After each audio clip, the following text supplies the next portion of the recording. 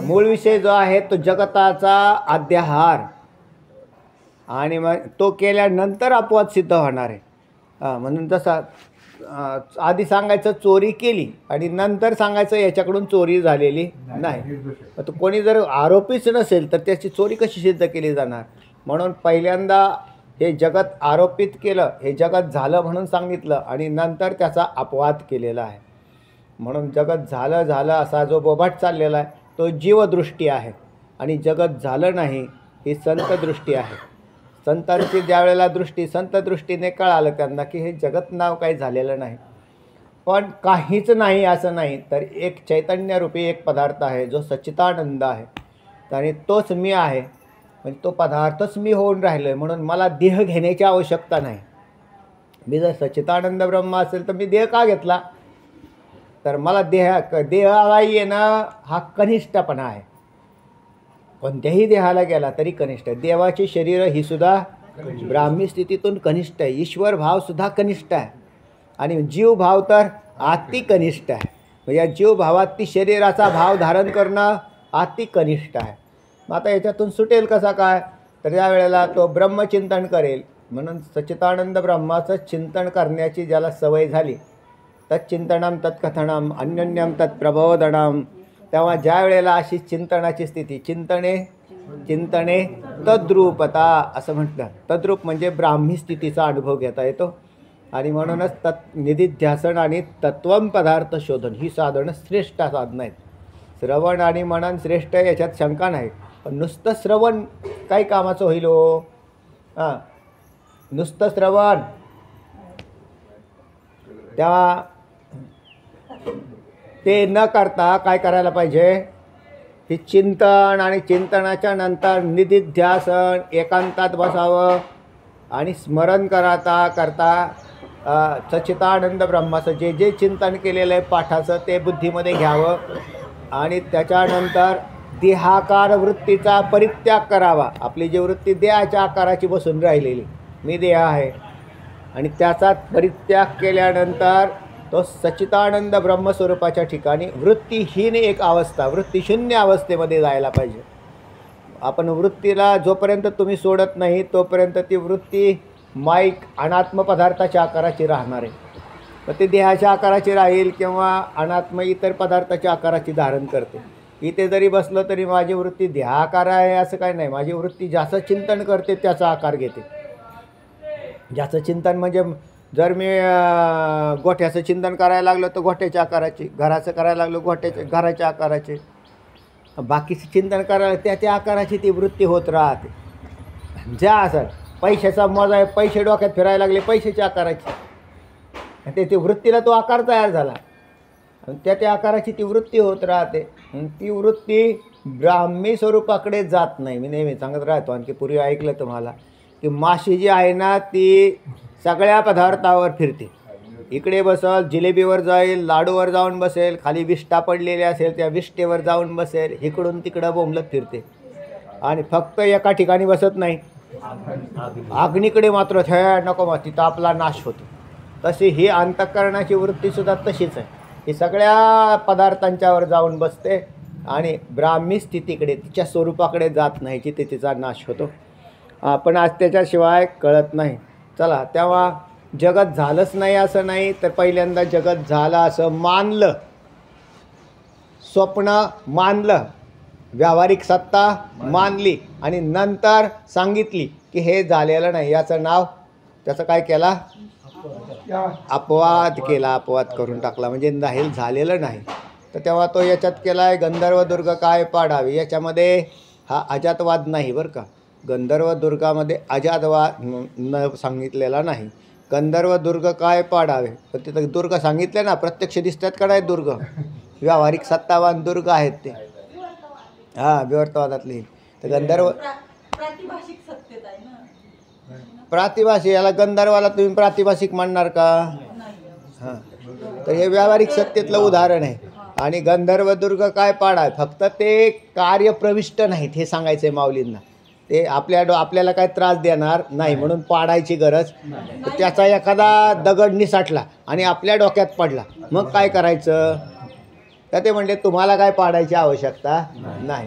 त्यातला दगड खिळा एखादा निसटला, खिळाच म्हणतो ना आपण त्याला, एकत्र बांधलेले खिळे, आणि एखादा बुरुज असा जर ढासळला ना, काय आमच्या डोक्यावर आले ही किल्ला म्हटले, मग आमचं कसं काय व्हायचं? ते म्हणले तुम्हाला त्रास नाही, तसा जगत असा तुम्हाला काय त्रास देतं? बघ, कोण माणूस आपल्याला त्रास देतो? कोणीच त्रास देत नाही. काय कारण नाही कोणाचा त्रास द्यायचा. तुम्ही तशी वृत्ती तयार केली म्हणून तुम्हाला तो वाटतो.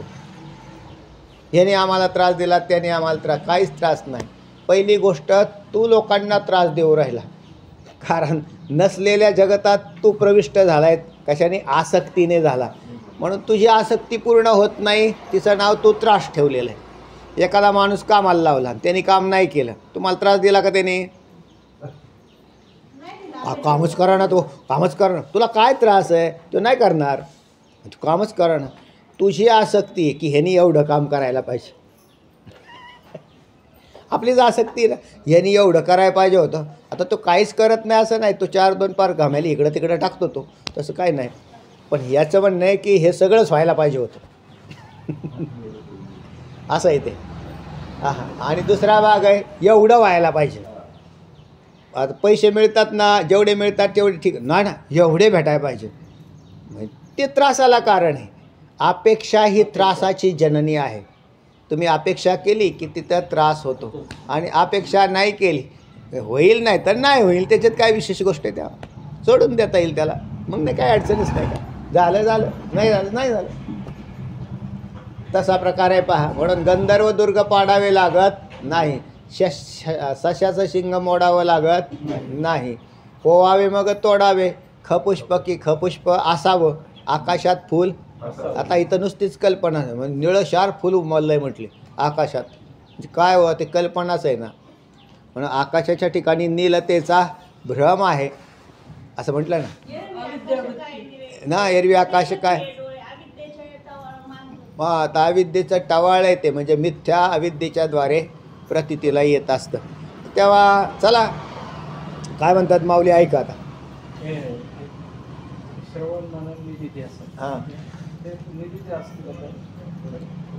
देहाकार अनात्माकार वृत्तीचा त्याग करायचा. आपली वृत्ती कशाच्या करायची? मी देह आहे असा जरी बसला तरी मी देह आहे ही वृत्ती गेलीच नाही.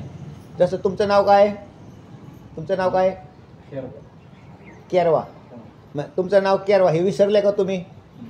नाही विसरले. तुम्ही आत्ता येताना पाठ करत आले का नाही? मी केरवा आहे, मी केरवा आहे. केरवा म्हणजे केरू नाव असेल ना, केरू असेल काहीतरी. म्हणजे मी असा तुम्हाला पाठ करायची गरजच नाही, कारण तुमचा त्याचा निश्चय झालेला आहे. मी कोण आहे असा, तसा मी कोण आहे? देहच आहे असा माझा काय झाला आहे? निश्चय झाला आहे. आता याचा त्याग करायचा आहे. हे कसं काय? हे अवघडच आहे. पण ते चिंतने सांगितलं का नाही तुम्हाला? चिंतन तुम्ही जसं करत राहताल की हा देह 5 भूतापासून बनलेला आहे, याचं मीच चिंतन केलं. याच्यात काय भरलं आहे? मी नाही भरलेलं, तो देवाने निर्माण केलेला आहे. मी त्याच्यात माझं अस्तित्व प्रकट केलेलं आहे. कर्माप्रमाणे मला हा देह मिळालेला आहे. काळा गोरा खुजा ठेंगणा आंधळा देखणा ते वर्णन केलं निळोबारायांनी कवळणीमध्ये. नवता काळा गोरा ना काळा गोरा खुजाना ठेंगणा स्वरूप सुंदर आंधळा देखना येणे जाणे नव्हते असे तोची आला या. मग तुमचं बी तसंच आहे ना, तुम्ही देव आहात ना, तुम्ही ह्याच्यात का आले? तर हा देह हा आता मग त्याला कर्मसंगती माहिती तुम्हाला पुढचं सगळं. पण याच्यात देहाकार वृत्ती धारण करून तो राहतो, त्याचा परित्याग करून आत्माकार वृत्ती बनते. वृत्ती आणि आत्मा याच्यात भेद आहे, कारण वृत्ती आत्माकार कधी होत नाही, ती आध्यस्त आहे. पण आध्यस्त म्हणजे आध्यस्त पदार्थ ज्या वेळेला तुम्ही काय झाले चैतन्य स्वरूपाकडे गेले त्यावेळेला चैतन्य हेच बनले आणि वृत्तीचा आपोआप त्याग झाला.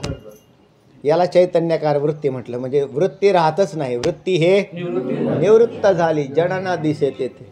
आणि याला काय म्हटलेलं आहे? निधिध्यासन असं केलेलं आहे. मग त्या निधिध्यासनामध्ये थोडक्यात योग्याची निर्विकल्प समाधी, तीच ज्ञानाचं निधिध्यासन. योग्याची निर्विकल्प समाधी हे ज्ञानाचं निधिध्यासन. पण तुम्हाला सुद्धा योगीच बनवलं. योगी बनल्याशिवाय कोणाला मुक्त होता येणार नाही. पण योगी बनण्याची प्रक्रिया भिन्न आहे. तुम्हाला अष्टांग योग नाही सांगितला, म्हणजे यम नियम आसन यम नियम नाही. हां हां ते आता ते खालचा भाग आहे आणखी, म्हणजे ती सुरुवात केलेली. प्रत्येक ध्यान, देहानुसार ध्यान, अहंग्र ध्यान, ते टप्पे टप्पे दिले. आणि मग निर्गुण मग त्याच्यामधली ती जी एक प्रकारची प्रक्रिया आहे, त्याच्यामध्ये संपूर्ण अनात्माकार वृत्तीचा परित्याग झाला तर तुम्ही निधिध्यासनामध्ये सक्सेस झाले असं म्हणायचं. आणि जर होत नसेल तर प्रॅक्टिस करा. आणि त्याच्याही पुढे जाऊन मग तत्त्वम पदार्थ शोधन जे केलेलं आहे, तर आता ते योगाच्या प्रक्रियेमध्ये त्यांना नाही सांगितलं, म्हणून चांगदेव महाराज मुक्त झाले नाही. तत्त्वम पदार्थ केलं का शोधन त्यांचं झालं का नाही झालं, कारण त्यांना उपदेशच झाला नाही. आणि तो उपदेश मुक्ताईने केला. आणि उपदेश केल्यानंतर हे तर योगी अगोदरचेच होते, म्हणजे शुद्धच होते. चांगदेव महाराज फार श्रेष्ठ होते, म्हणजे त्यांचा अधिकार त्यांनी अगोदरच वाढवून ठेवला होता. कमीत कमी एवढं तरी काम करावं, मागच्या जन्मात मलदोष तरी घालवावा, एखाद्या जन्मात एवढं तरी काम व्हावं. नाही सगळा डोंगर उचलता आला तर मल घालवायचं काम झालं तरी मोठं काम झालं. पुढचा विक्षेप जाईल पुढच्या जन्मात, कारण मानवी शरीर मिळणार आहे तुम्हाला. ज्या माणसाने मल घालवलेला आहे त्याला 100% पुढचं मानवी शरीर चांगलं मिळेल. चांगलं म्हणजे गोरपान नाही सांगत मी, चांगलं शुचिनाम श्रीमताम गेहे योगभ्रष्ट भिजाय. ते कुठल्या तरी एखाद्या घरात चांगल्या कुलीन घरामध्ये आपला जन्म होईल. आणि त्या घरात जन्म झाल्यावरती आपल्याला ही सामुग्री आपोआप भेटायला सुरुवात होते. गुरुजींची संगती, सत्संगती, हे आपोआप ज्ञानेश्वरी चिंतन हे घडायला आपोआप सुरुवात होईल. आणि ते झाल्यानंतर मग तुमच्या पुढची प्रक्रिया सुरू होईल.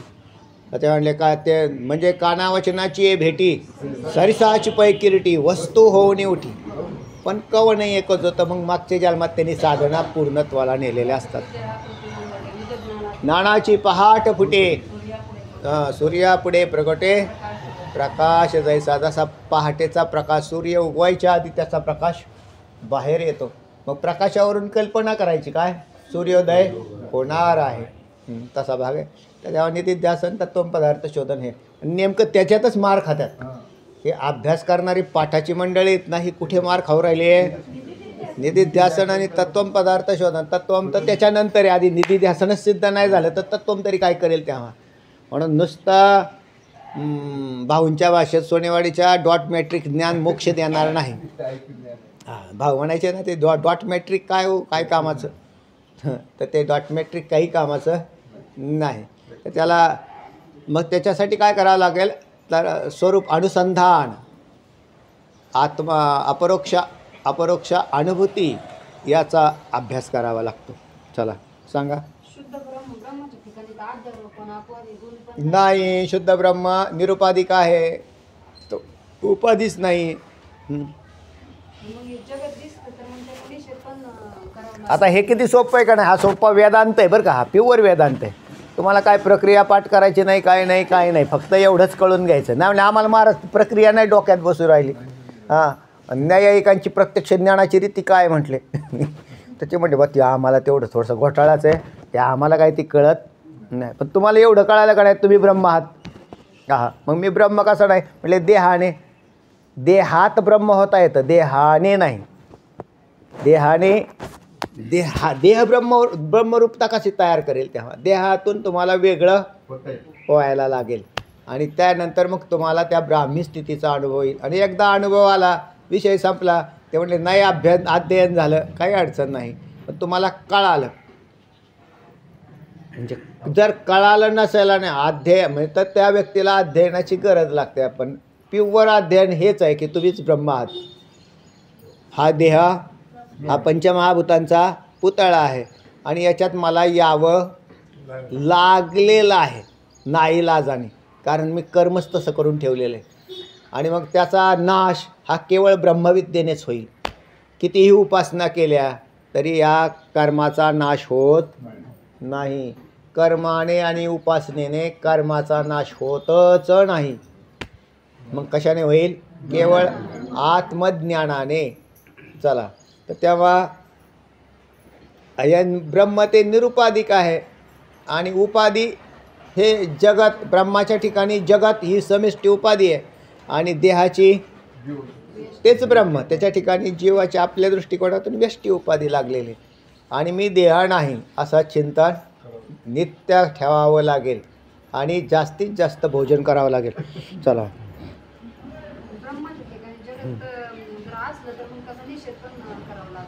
हां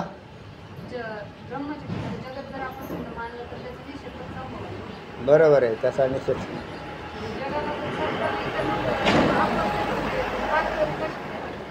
नाहीच आहे, जगाची सत्ता नाही, पण मग सांगण्यासाठी करावा लागतो असं उत्तर आहे त्याचं.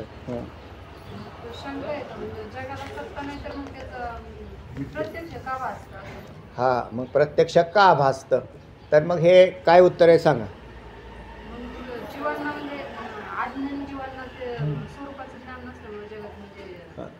करता का शेंडे साहेब अनुवाद करता का पुढचा? सोपं आहे ना ते, नाही पाहिलंच नाही पाहिलं. हां सांगा. लेट कमर्स या.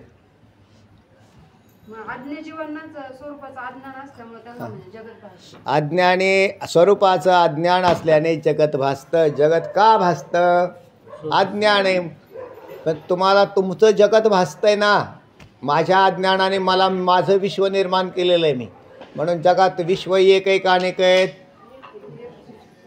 तर प्रत्येक जीवाच्या दृष्टीने एक भिन्न विश्व बनतं आणि भिन्न अनेक भिन्न पदार्थ. जसे एकच मनुष्य रज्जूवरती सर्प पाहतो, माला पाहतो, भूरेखा पाहतो, जलधारा पाहतो, एकच मनुष्य पाहतो का नाही? मग ते तुमचं प्रत्येकाचं एक स्वतंत्र विश्व तयार झालेलं आहे आणि मूळ विश्व ब्रह्मस्वरूपाच्या ठिकाणी, मूळ ब्रह्मस्वरूपाच्या ठिकाणी नाही तर ते भासतं आणि ते मग त्याला इकडून संगती लावली की ते आध्यस्त आहे. म्हणजे जग नावाचा एक प्रकार मानावा लागेल तुम्हाला आणि प्रत्येकाचं विश्व त्या जगाच्या अखत्यारीत अनेक मानावे लागतात. म्हणून जसे काल परवा सांगितलं तुम्हाला, प्रातिभासिक सत्य भिन्न आहे, व्यावहारिक सत्य भिन्न आहे आणि पारमार्थिक सत्य भिन्न आहे. पारमार्थिक सत्यचं सत्य आहे, व्यावहारिक सत्यत्व पारमार्थिक सत्यत्वाने उत्पन्न केलेलं आहे आणि प्रातिभासिक सत्यत्व ही पारमार्थिक सत्यत्वावरच टिकलेलं आहे. स्वप्न हे साक्षी चैतन्यावर टिकलेलं आहे आणि व्यावहारिक जगत हे आत्मा स्वरूपाच्या अज्ञानावर टिकलेले. आत्मा आणि ब्रह्म एकच झाले अशी संगती त्याला. म्हणजे ज्या वेळेला त्याला ते कळतं, म्हणून आत्मसाक्षात्कार झाला म्हणजे काय झाला? स्वानुभव घेतला त्याने. मीचा स्वानुभव हा आत्मसाक्षात्कार आहे. मीचा यथार्थ खरा अनुभव. मीचा नाश नाही. मीचा नाश आहे का? नाही. तर मीच्या अध्यस्थाचा नाश आहे आणि मीच्या अधिष्ठानाचा भाव आहे. कळालं? मी अधिष्ठान रूपामध्ये मी आहे. पण तुम्हाला असं आता मग माझं काय व्हायचं? तुमचं काय नाही, तुम्ही ब्रह्म होऊन राहता. तुम्ही आत्मा आहे, चैतन्य आहे, आपला नाश नाही होणार. मग माझा मी अविनाशी स्वरूपाला प्राप्त होईल. मग मी देहातून या जर विटलेला असला तर विटले हे चित्त प्रपंचापासून वमनते मणी बैसलेसे अशी एक स्थिती येते. आणि न विटता नुसतं विटलेला शब्द जरी तोंडात आला तरी त्या माणसाला कसतरी होतं. काय म्हणजे काय होते विटल्यास? प्रपंच विटका आहे, सडका आहे, नासका आहे असं जर म्हटलं तर लोक म्हणतात ठीक आहे ऐकून घेऊ, पण अनुभव घेत हा प्रश्न आहे, हा प्रकार येतो. म्हणून त्याला खरोखरच विटला, अंतःकरण वृत्ती विटलेली असेल तर तो त्याच्याकडे पाहत सुद्धा नाही. तो मग पाहत नाही. जसा वांतीकडे कोणी पाहत नाही, पाहत सुद्धा नाही ते म्हणजे जाणे. आणि कुत्र्याने केलेल्या वांतीकडे तर नाहीच नाही. हे जगत काय आहे? वांतीसारखं आहे, है ना. विषय रांदली रस सोय, जेवणारा ठाऊकची होय, परी तो ताटची सांडोनी जाय जिया परी. हां उठलेनी वैराग्य. हां त्रिवर्गा ऐसा सांडीचे, जैसे वमनुया सुने आत्ताची गेली. माऊली ज्ञानावर आहे म्हणतात वमन सुने म्हणजे आत्ताची कुत्रं उलटी करून गेलं त्याच्याकडे हे ते म्हणले पाऊससुद्धा नका हो, कसं तरीच होतं आहे. तसं अख्खं जगत उलटीसारखं आहे. आपल्याला उलटी काय दिसते? नातवंड उलटीसारखी आहेत का? नातवंड उलटीसारखी आहेत का? 500 रुपयाच्या नोटा उलट्यासारख्या आहेत का? उलटी आहे का? म्हणजे येऊ द्या ना हो. नोटा जरी पाहिल्या तरी काही लोक आकर्षित होतात. ते म्हणजे पास पैसे भेटले, पैसे भेटले, पैसे भेटले काय, म्हणून तर त्याचं पूजन चालू करून हे अख्खा प्रपंच उलटी आहे, पण याला माहितीच नाही. म्हणून मग आता त्याच्यात इतके आकृष्ट होऊन बसले. आणि उलट लोक देवधर्म करायला लागले तर देवाकडे येऊन हेच म्हणायला लागले, देवा मिळू दे ना, देवा मिळू दे ना. ते म्हटले ह्या उलट्या पाहिजेत ह्यांना. माऊलींच्या भाषेत ते काय म्हणजे चला, पण आता काय करणार त्याला, सांगा पुढं.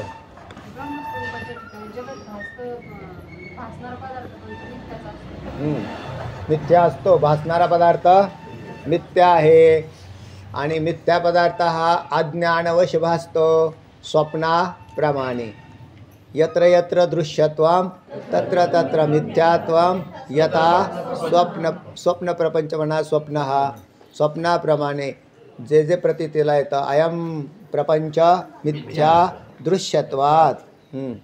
अयम प्रपंच हा, अयम म्हणजे हा प्रपंच मिथ्या आहे. दृश्यत्वात जे जे दृष्टीला दिसतं, जे जे देखणे सकळ ते स्वप्नीचे मृगजळ. म्हणून चिंती चरणकमळ म्हणजे अधिष्ठान.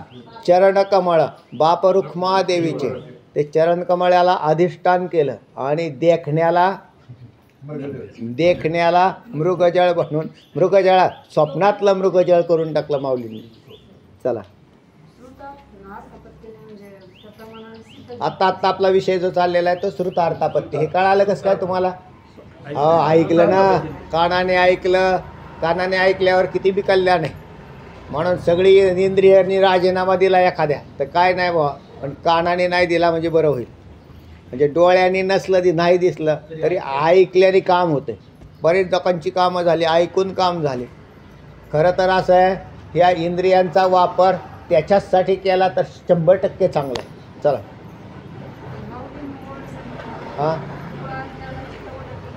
मातयाचे कार्य ते केतुके म्हणून अनुभव सुखाची सतुके वावोची गा.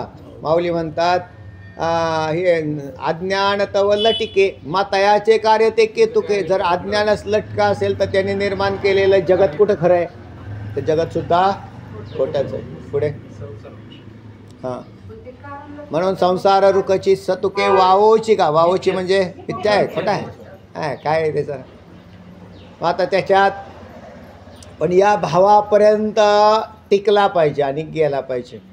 ऐकल्याने बदल होतो हे खरं आहे, पण परिवर्तन हा तुमच्याकडला भाग लागला. जर परिवर्तन करूनच घ्यायचं नसेल त्याला कोणी काय करू शकत नाही. ऐकणं परिवर्तन घडवतं, पण ऐकलेलं हा स्वानुभवात उतरवलं पाहिजे त्याने. चला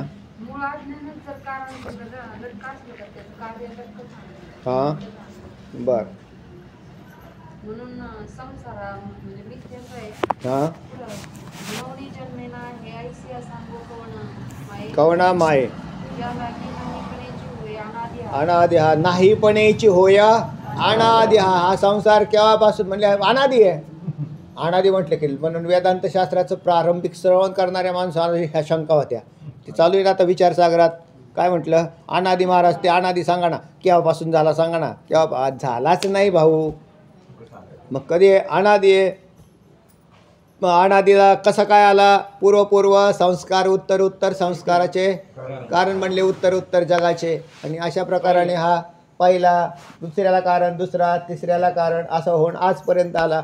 कधी झाला? अनादि झाला. अनादि तरी सांगा ना त्याची वाढदिवस कधी करायचा?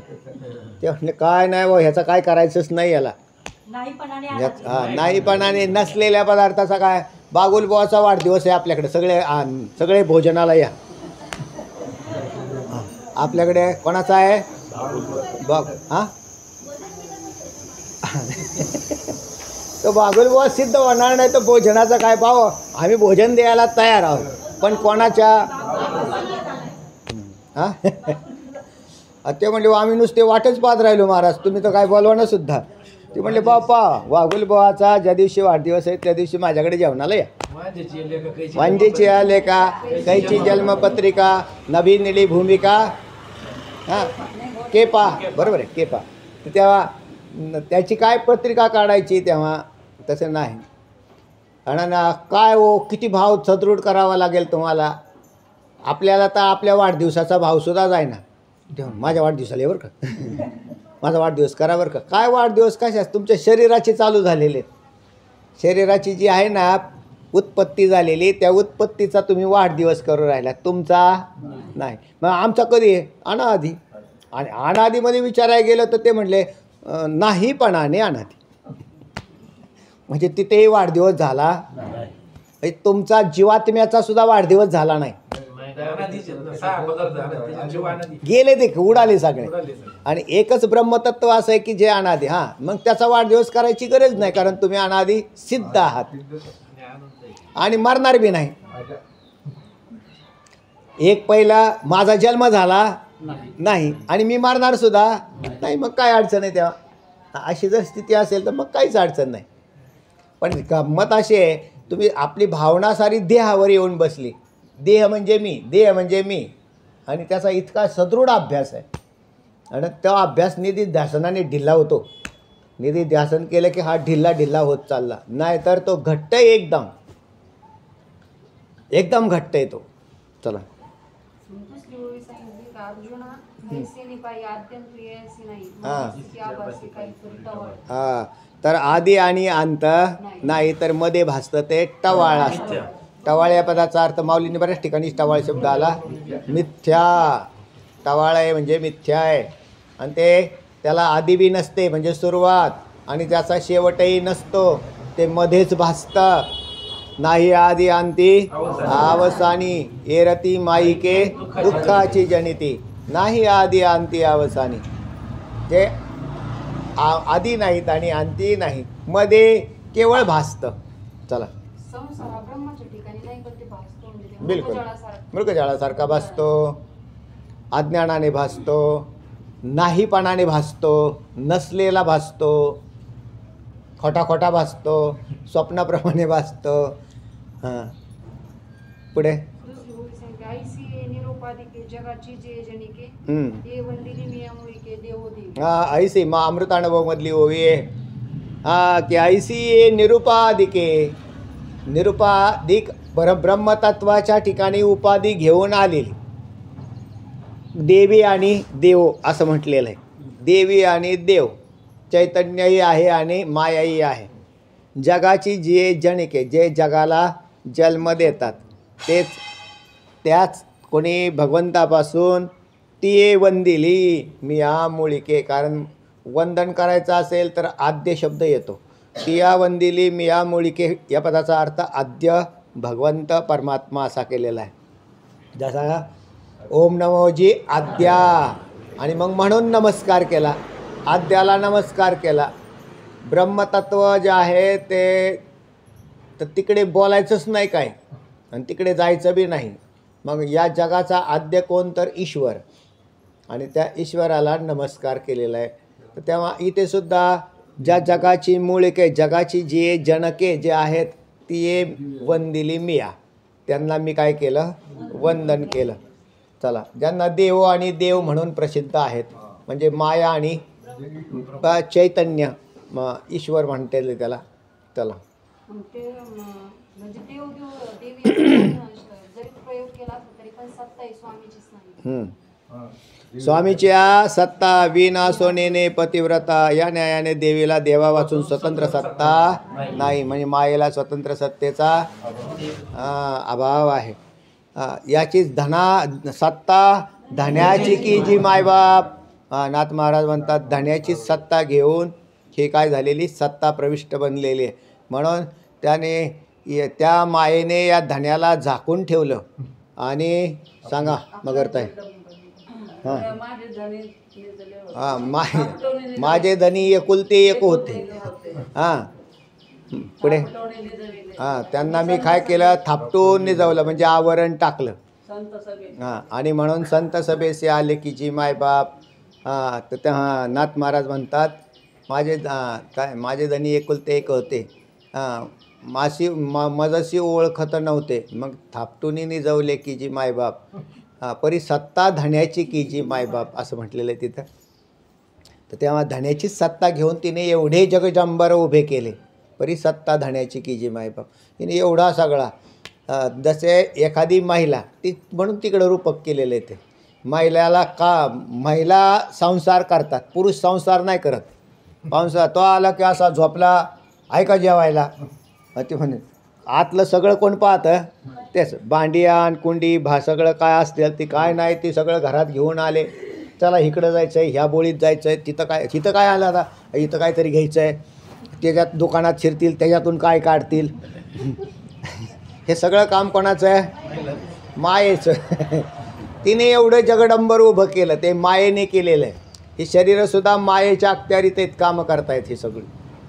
फक्त चैतन्याने काय केलं त्याच्यात वास करतं म्हणून चैतन्याची सत्ता घेऊन मायेने प्रपंच उभा केला. आणि उभा केला तर खोटा कारण तिला सत्तेचा अभाव आहे. ती त्याच्या सत्तेवर राहते पण एवढं काम करते म्हणून काय स्वस्ती श्री वटेशू जो लपवणी जगदाभासो दावी मग ग्रासू प्रगटला करे काय प्रगटे तव तव भासे लपे तव तव आभासे. हां असं म्हटलं ना चांगदेव 65मध्ये. या ज्या वेळेला चैतन्य झाकलेलं असतं त्यावेळेला माया संसार करते आणि ज्या वेळेला चैतन्य प्रकट होतं तेव्हा माया नष्ट होते.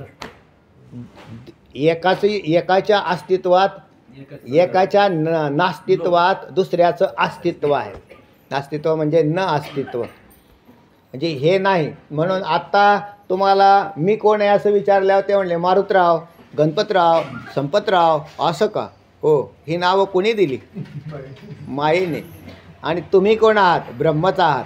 प्रगट झालेलं नाही तोपर्यंत मायेचा बोभाट आणि प्रगट झाल्याबरोबर सगळंच गेलं. तुम्ही कोण आहात म्हणजे काय कशाला ब्रह्म म्हणायचं. तुम्ही कोण आहात खुर्ची बसणारे कोण आहात काय कारण म्हणायचं. मी परमात्माच आहे तर मग त्याला मी परमात्मा आणण्याचं काय कारण आहे. ज्या वेळेला तुटपुंजा भाव असतो त्याच्यात ब्रह्मभाव आला. आज मी देवच आहे मग त्याला मी ब्रह्म म्हणण्याचं तरी काय कारण राहिलं तेव्हा नाही. चला ते अहम ब्रह्मास्मी हे सद्गुरूंनी विचारलं शिष्याला. त्याला उपदेश केला तत्त्वमसी तू ब्रह्म आहेस.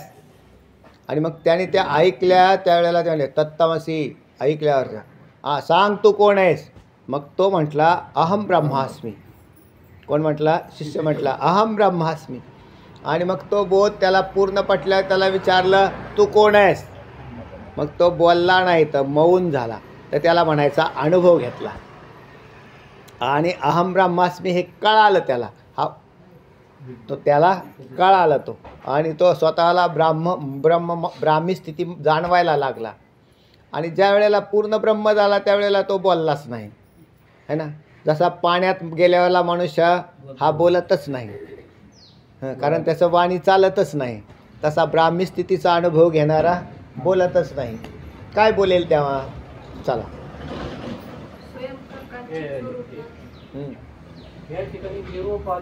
हां हां उपाधी नसलेला हां आणि देव देवी असं वापरतो. पुरुष म्हणजे देव आणि देवी ही माया. ह्या दोन्ही उपाधी देव आणि देवी उपाधी. हां उपाधी असताना सुद्धा इथं निरुपाधिक हा शब्द वापरला. तर हे निरुपाधिक म्हणजे निरुपाधिक तत्व आहे. देवीला अस्तित्व आहे का सत्ता आहे का नाही. आणि ती कोणाच्या सत्तेने तयार झालेले देव आणि देवी ब्रह्मसत्तेने. म्हणून ते वास्तविक निरुपाधिक आहेत देवी देवी. तुम्ही सुद्धा निरुपाधिक आहे उपाधिक आहे. ब्रह्म निरुपाधिक नाही. ब्रह्माच्या ठिकाणी उपाधी आहे असं म्हणायचं सुद्धा नाही झालं. आता आपल्याला जे आहे ना तर आपल्याला हा देहरूपी उपाधी लागली ना. पण तुम्ही वास्तविक औपाधिक आहात का निरुपाधिक आहात? उपाधी आहे. नाही, निरुपाधिक. ब्रह्मतत्वाकडून बोला. तुकोबराय म्हणतात ना, उपाधी वेगळे तुम्ही निर्विकार, काहीच संसार तुम्हा नाही, ऐसे मज करुणी ठेवा नारायणास. आता पण जीवाची भूमिका आहे मी उपाधी. जीवाची जी भूमिका आहे ती कशी आहे? उपाधिक आहे, औपाधिक आहे. देवाला काय हे ज्ञान सांगावं लागतं का? म्हणून तुम्ही निरुपाधिकच आहात. देव देवी काय झाले? निरुपाधिकच झाले. परमतत्वाचा स्वीकृती करून बोलायचं. अपद अध्यारोप करायचा ना, अपवाद घ्यायचा. तर तेव्हा वास्तविक नाही. आणि तुम्ही सुद्धा निरुपाधिकच आहेत ना. तुम्ही काय स्वतःला औपाधिक मानता? तर अज्ञान आहे. आणि ज्यावेळी दिवशी अज्ञान नाश पावलं त्यावेळेला कोण म्हणतं मी देहवान आहे? काय कारण आहे मी देहवान आहे? तेव्हा काय कारण नाही देहाचा? मग त्या दिवशी त्यांनी तर म्हणून संत देहात दिसतात पण देहात असत नाहीत. आणि जीव देहात दिसतो बी आणि असतोय. आणि एकाला तर देहही नाही, असणंही नाही आणि नसणंही नाही, तो आत्मा. चला, स्वयंप्रकाश चित स्वरूप ज्ञान स्वरूप या ब्रह्माच ठिकाणी जगाचं मूळ ते आद्यरूप सांगितलं. हां, आणि निरुपाधिक विशेषणाने अपवाद सांगितलं. जगताचा अपवाद. हां, अर्थात तेव्हा आता काय वास्तविक जीवाला ब्रह्म करायचं आहे, ईश्वराला ब्रह्म करायचं नाही. ईश्वराला ब्रह्म करायचं नाही म्हणून तो ईश्वर प्रपंच निर्माण करत असताना सुद्धा निरुपाधिकच आहे, औपाधिक नाही बनलेला आहे. माया आवरण करत नाही त्याला. एवढाच भाग आहे त्यातला, बाकी काय नाही. माया ही आवरण करत ईश्वराच्या ठिकाणी. ईश्वर हा कधी होईल? ब्रह्म वेगळे, ईश्वर वेगळं. ईश्वर हा कधी होईल? ज्यावेळेस तिला माया ही होईल आणि मग त्याची उपाधी लागली तो ईश्वर झाला. पण ऐका, त्या मायेमध्ये दोन प्रकार आहेत, नुसती माया नाही. एक आता कालच सांगितलं तुम्हाला, योग माया आणि कार्य प्रविष्ट करणारी माया, त्यांच्यात भेद आहे. आणि म्हणून भगवंतावरती मायेचं आक्रमण नाही. माया आक्रमण केले का त्यांनी? नाही. म्हणून उपाधी हा निरुपाधिक हा शब्द आणला त्यांनी. म्हणजे उपाधी हा शब्द आला पण निरुपाधिक या नावाने आला. ते म्हणले तुम्हाला काही संसार आहे का? नाही म्हणजे असल्यात नसल्यासारखाच आहे, म्हणजे आहे म्हणायचं. तसा त्याचाही प्रपंच नसल्यात जमा आहे. म्हणून तो उपाधीमध्ये जरी असला तरी उपाधीचं आक्रमण झालं नाही म्हणून त्याला निरुपाधिक असं म्हणतात. उपाधीत राहतो पण उपाधीचं लक्षण सांगा. उपाधीचं लक्षण करावर नाही लक्षात? करा. हां, झालेलं आहे तुमचं. उपाधीचं काय लक्षण आहे? हे उदाहरण दिले ना तुम्हाला, तिथं गेलं का नाही? झालं ना ते. कर्णशुष्कुली ही काय आहे? उपाधी आहे. श्रोत्रेंद्रियाला लागलेली कर्णशुष्कुली उपाधी आहे. पण त्याचा आणि श्रोत्रेंद्रियाचा काहीच संबंध नाही, काहीच संबंध नाही. ते म्हणले श्रोत्रेंद्रिय, ते म्हणले आत आहे. ते म्हणले लहान मुलाला विचारलं तुझा कान कुठं? लगेच म्हणते हे कान आहे. हे कान नाही, उपाधी आहे. उपाधीला धरून बोलला तो. तशीच माया उपाधी आहे, निरुपाधिक आहे. म्हणून ती माया ईश्वरावर आवरण घालत नाही म्हणून त्याला निरुपाधिक असं म्हटलेलं आहे. म्हणून देव आणि देवी हे कसे येतात?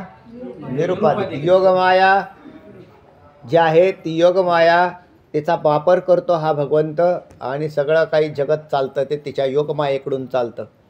म्हणून तो त्याच्यात प्रविष्ट होऊन काम करत राहतो. आणि त्याच्यात मग ते तिच्यामुळे ह्याचं काहीच नुकसान नाही झाले. त्याच्या ब्रह्मत्वाची हानी झाली नाही. संतांच्या ब्रह्मत्वाची हानी झाली का? नाही, त्यांचीही नाही झाली. त्यांनी औपाधिक देह धारण केले म्हणून तिथं निरुपाधी असं म्हटलेलं आहे. ऐसी ब्रह्माला औपाधिक म्हणू नये आणि निरुपाधिकही म्हणू नये. आणि देवोदेवीला निरुपाधिक म्हणावं आणि जीवाला औपाधिक म्हणावं. आता कळालं? जीवाला औपाधिक म्हणावं, ईश्वराला निरुपाधिक म्हणावं. आणि ब्रह्माला निरुपाधिक आहे का औपाधिक आहे? काहीच म्हणायचं. आता सुटलं? चला. झालंय, वाचा वाचा. शिवाय जो पदार्थ ज्या कारणापासून उत्पन्न झालेला असतो हा त्याच कारणाच्या ठिकाणी त्या उत्पन्न झालेल्या पदार्थाचा अत्यंत अभाव असेल तर तो पदार्थ मिथ्याचा आहे असे निश्चित आहे. बरोबर आहे. कारणच अस्तित्वात नाही, कार्य कसं भेटेल? ते म्हणले काय हो, म्हणजे कारणच असतेच, कारणच जर नाही तर कार्य कसं काय प्रकट झालं? ते म्हणलं म्हणजे बिगर कारणाचं कार्य झालं नाहीच व्हायला पाहिजे. बरोबर आहे. जगताचं कारण कोण? माया माया उपादान आहे ना, उपादान कारण माया म्हटली. मग जगताचं कारण माया. जगत कोणापासून झालं? मायेपासून. माया ही उपलब्ध आहे का? उपलब्ध नाही. नाहीच आहे. मग नसलेला पदार्थ असलेल्या पदार्थाची कशी उत्पत्ती करेल? ते म्हणले काहीच नाही बाबा. काहीच नाही. बा जसं आता मृगजळाचं कारण शोधा. ते म्हणले बा उखरभूमीशी किरणांचा, प्रकाश किरणांचा संबंध जलाची उत्पत्तीला कारण आहे. काय तुम्ही शोधायला गेले तर तिथं काहीच नाही सापडलं. म्हणून पाण्याचा अत्यंत अभाव आहे, म्हणून त्याच्या कारणांचा सुद्धा अभाव असला असा आहे. पण हे ज्या दिवशी कळतं त्या दिवशी म्हणून हे जगत निर्माण झालं याचं कारण काय म्हटले? माया. आणि माया अस्तित्वात नाही. आणि मग नसलेल्या पदार्थापासून असलेला पदार्थ बनलाच कसा? म्हणून त्याला म्हटलं मग भासला. मृगजळ भासलं जगात, रज्जू सर्पाकार भासी येले जगडंबर, म्हणून आवडती पाय घेतो आलाय बलाय. तुकोबराय म्हणतात म्हणून आम्हाला देव आवडला. देव का आवडला? असलेला. जगत का नाव आवडलं नाही? नसलेलं नाहीच आहे. त्याच्याविषयी काय प्रेम निर्माण करायचं कारणच नाही राहिलं. नसलेल्या पदार्थाची काय प्रीती असावी? लोकांना नसते नसलेल्या पदार्थाची कोणाला प्रीती. म्हणूनच मी तुम्हाला आमंत्रण दिलं मागाशी की बागुलबाबाच्या आमच्या वाढदिवसाला या. तुम्ही येणार का? कारण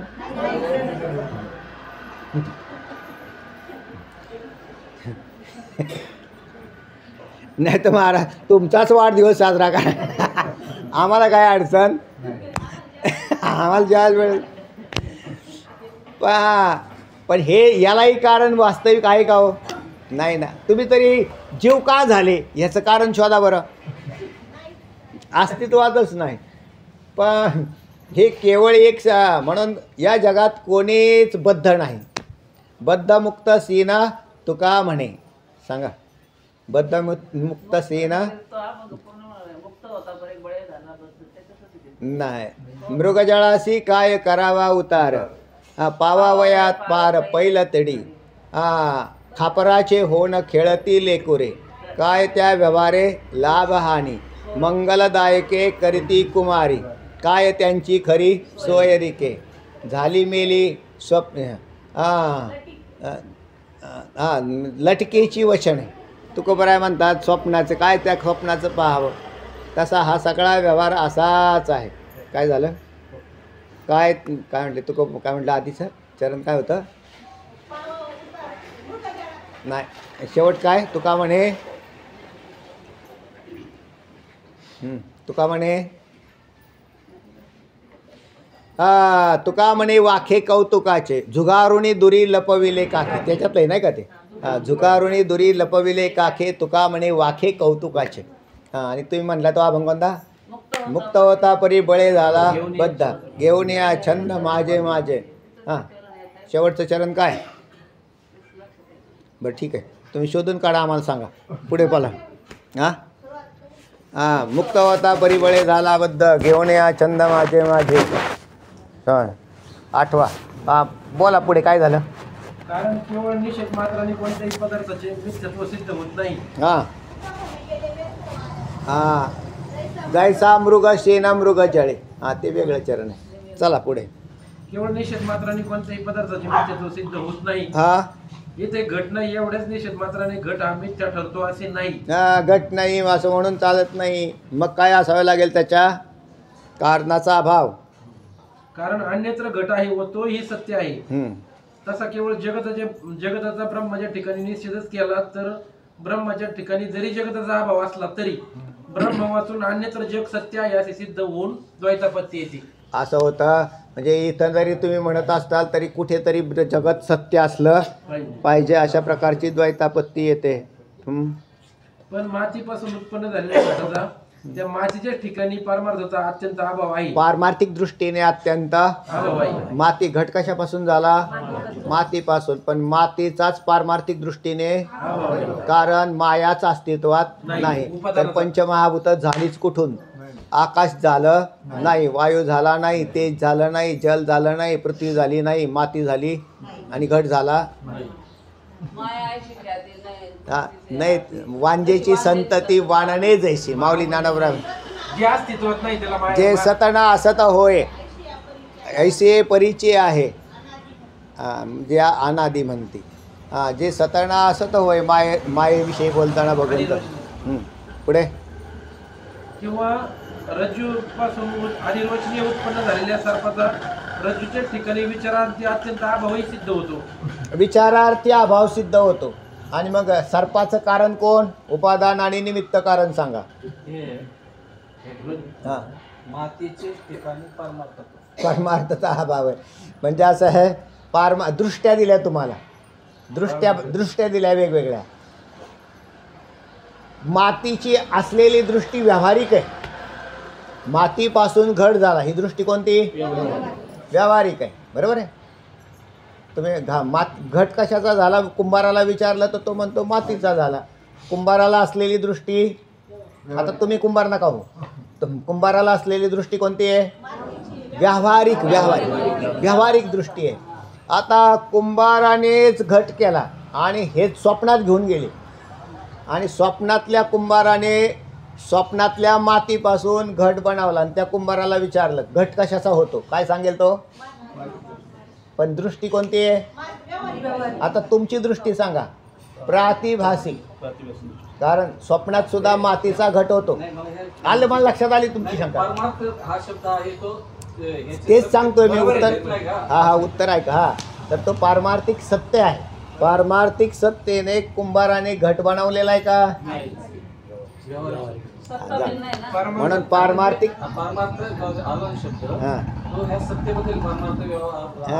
तर पारमार्थिक सत्तेने मातीचा अत्यंत अभाव आहे, आणि अत्यंत अभाव असलेल्या पदार्थापासून घटाची उत्पत्ती होत नाही. हां, आणि आता आम्हाला मात्र घट तयार झालेले दिसत आहेत. मग तुम्ही दृष्टी बदला. तुम्ही कोणत्या दृष्टीतून बोलू? व्यावहारिक. आणि इथं सांगितलंय ते चला. किंवा रज्जूपासून अनिर्वचनीय उत्पन्न झालेल्या सर्पाचा रज्जूच्या ठिकाणी विचारार्थी अत्यंत अभाव सिद्ध होतो. आपण जर साधारण रज्जू सर्प दृष्टांतात येत असे थोडा विचार केला की लक्षात येतं की अरे नाहीच आहे, ते सर्प नाही पण भासतोय. पण रज्जू आहे म्हणजेच ब्रह्म आहे, जगत नाही आहे. सर्पाच्या ठिकाणी आहे. समजा आज्ञा आहे, आपण अज्ञानी आहेत असं गृहीत धरलं तरी आपल्याला आहेची प्रतीती आहेच ना. आहे वा आहे. महाराज काय नसलं ना तरी आमचं घर आहे. तुमचं तिकडं मिथ्या, बाकीचं सगळं माना, पण आमचं घर तेवढं सत्य. आता घरकुलात बी मिळालेलं आहे आम्हाला, पण किरकोळ पैसे मिळाले, सगळं नाही बांधून दिलं त्यांनी. म्हणजे आम्हाला घर आहे, खोटं आहे, राहण्यापुरतं. मरत नाही ना तोपर्यंत खुशाल राहा. कुठं? घरात. मरत नाही तोपर्यंत खुशाल राहा. खुशाल राहता येईल का? नाही. तर चांगला विचार केला तर तो पारमार्थिक जीवनात खुशाल आहे. व्यावहारिक जीवनात कोणताच जीव खुशाल नाही, आनंदी नाही. उलट रच्या पुढं दस लागलेला आहे. एक सारिता तो पुढे उभे एक, अशी अवस्था. एक सारलं म्हटले आत्ताच दुखण्यातून उठलो तर असं झालं. एक सारिता तो पुढे उभे, आजी टाकोनी आले सकळीक, तव रचले आणि कवतुक हो. चला. म्हणून घट आणि सर्प दोन्ही मिथ्याच आहेत. हां, म्हणून सर्प आणि एक व्यावहारिक सत्य आणि प्रातिभाषिक सत्य. हां, दोन्ही मिथ्या आहे. व्यावहारिक सत्तेतला घट सत्य आहे का प्रातिभाषिक सत्तेतला सर्प सत्य आहे? दोन्ही मिथ्याच आहे. फक्त दृष्टी बदला. दृष्टी बदला. पारमार्थिक सत्तेत गेला की लक्षात येईल काहीच नाही हो. चला. तसेच ज्या ब्रह्मापासून उत्पन्न झालेल्या या अखिल जगाचा त्याच ब्रह्माच्या ठिकाणी अत्यंत अभाव आहे. बरोबर आहे. म्हणून जगत मिथ्या आहे. म्हणून जगत मिथ्या आहे, त्याचा अत्यंत अभाव आहे. याचा अनुभव घेऊन पहा. अनुभव घेतल्यानंतर लक्षात येईल काही नाही हो, काही नाही. आपल्या मोहाने ग्रस्त झालेला हा जीव प्रपंचात जीव ओतून राहतो, मोहाने ग्रस्त झालेला आहे. म्हणूनच ते तुकोबराय म्हटले, जुगारुणी दुरी लपविले काखे, तुका म्हणे वाखे कौतुकाचे. हां, जुगारुणी दुरी लपविले काखे, त्याला अनमोलाची समजूत काढायची असते. मग कोणाची? शंभूची. आणि मग शंभूच्या माझं ते खेळणं असेल की ते ओरडते ते, आणि त्याला असं केलं. बरं मग त्या आईने काय केलं ते? आई नको, आजीने. तेव्हा ते काय केलं? ते असं केलं की ते असं करून टाकलं, आणि ते लागलं इकडं तिकडं पाहायला. ते म्हणले कुठे गेलं? काऊने नेलं. काऊ कुठे? इकडं. कुठे गेला? काऊ भुर गेला. ते म्हटले काऊने नेलं. मग ते थोडंसं गप्प राहिलं असं. आणि मग त्यांनी पाहिलं की ते परत लागलंच त्याच्या नादाला. तशी ही सारी लोक या जगाच्या नादाला लागलेले, छंदात गुंतून बसलेले आहेत. आता हा छंद त्यांचा कधी जाईल ते जाओ, पण त्याला पर्याय नाही काही. जोपर्यंत ते चिंतन करणार नाहीत तोपर्यंत असेच गुंतून राहतील खुशाल. 95-100 वय झालं तरी ती तसंच धडपड करता येते. सुटाणाच त्याची धडपडच सुटाणा ती. चला, काय त्याच्या काय करायचं त्याला. बरं, काय मगाशी सांगितलं ना तुम्हाला, खायला प्यायला किती लागतं बाबा, काय फार थोडं लागतं आपल्याला, पण त्याची धडपड एवढी चालली ना, बिगर कामाची धडपड चालली. बरं, 8 तास काम का करा ना, पुढचे 8 तास नको आहे आमच्याकडे यायला. चला,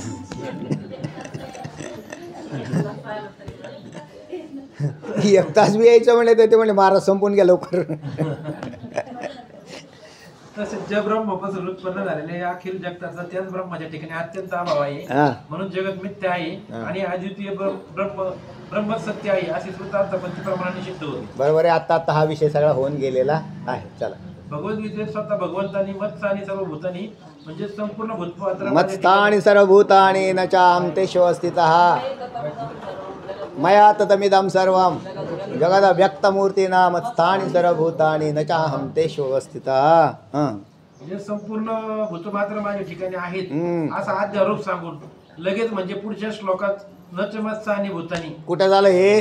9व्या अध्यायात. जसं 15व्यात झालंय तसं 9व्यात सुद्धा झालं. तिकडेही जाऊन पहा. तिथंही संपूर्ण भाग घेतला सगळा. म्हणून तो 9व्या अध्याय गोड झाला आहे. राजविद्या राजगुह्य त्याच्यात सगळेच विषय हाताळलेले आहेत. 9व्या अध्यायात. पुढे म्हणजे संपूर्ण भूतमात्र माझ्या ठिकाणी आहे असा आद्यारोप सांगून लगेच म्हणजे पुढच्या श्लोकात अपवाद केला. नचमत्स्थानी भूतानी म्हणजे ही भूतमात्र माझ्या ठिकाणी मुळीच नाही असा अपवाद ही सांगितला आहे. म्हणून जगताचे मिथ्यात्व अर्थात श्रुतार्थपत्तीने सिद्ध होते. बिलकुल. ज्यांना अपेक्षा जास्त पाहायची तिथे जाऊन पहा. पुढे आता नाम व मोक्ष यांच्यातील कार्यकारण भावाचे विचार. बर, सांगा. नामाने मोक्ष प्राप्त होतो म्हणजे नामोच्चाराचा मोक्ष रूप फलाशी साक्षात संबंध आहे असे दर्शविणारी मुखी नाम हाती मोक्ष. ऐशी साक्ष बहुतांशी वैष्णवांचा माल करा तुरतुरा वस्तुसी आणि भस्मदंड न लगे काठी तीर्थाटी भ्रमण. त्यातला सांगितलं. तर तेव्हा तुकोबराय म्हणतात नाम म्हणा मोक्ष मिळेल. ठीक आहे, काय अडचण नाही. इथं बी श्रुतार्थापत्ती प्रमाण आलेलं आहे. पुढे म्हणती जे वाचा तया मोक्ष. त्याच्या आधी काय? हरि उच्चारणांत बापराशी जातील शिक्षण नाही. तर आता हे आपल्याला उलट विचारल्यावर येत नाही. म्हणती जे वाचा तया मोक्ष. ज्ञानदेवा पाठ हरिया वैकुंठ भरला गणदंड.